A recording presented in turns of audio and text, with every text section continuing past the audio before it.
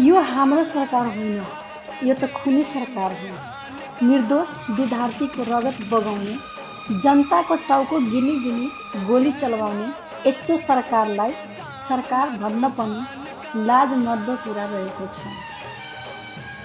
थुक्क यस्तो नेपाल सरकारलाई जुन आफ्नो जनताको भएन त्यो कसको हुन्छ र?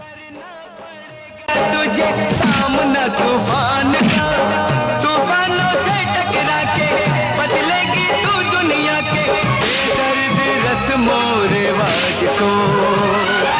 फूल कभी जब बन जाए अंगारा,